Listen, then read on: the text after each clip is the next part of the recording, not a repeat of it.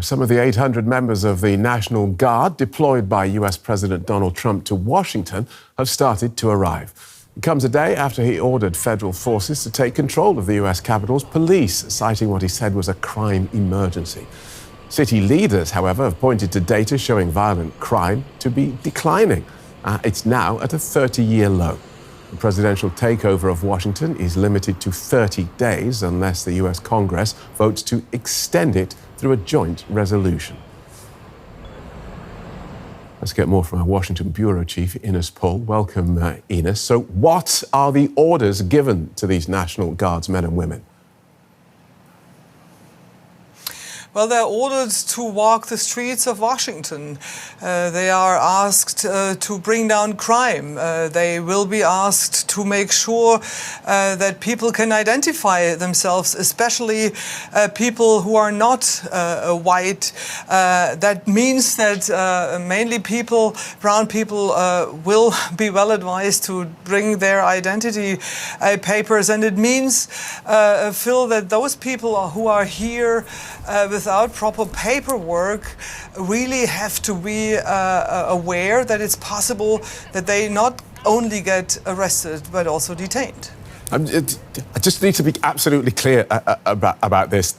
These National Guards men and women have been told to pay particular attention to people who are not white. Well, that's the tricky part here. Of course, Donald Trump was talking about crime. He handed out, I was in the White House yesterday, he handed out papers with, of course, pictures only of non-white people, of illegal migrants, if you wish. And he says he wants to bring down crime. He calls it like an emergency. But he is, of course, targeting mainly non-white people with this action. He's not only doing that here in Washington, but we saw the same thing in Los Angeles and other places in the United States. So are people noticing anything on the streets yet? Have they made their presence felt?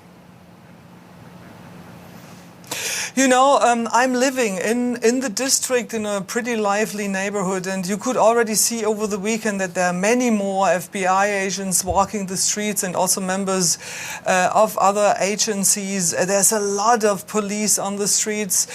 This is also kind of common in August. It's really hot, it's warm, the nights are long, you have more people out there, and there's always a certain peak of crime during the summer months, but you see a lot more kind of police presence on the streets since a couple of days, and definitely there will be more to come.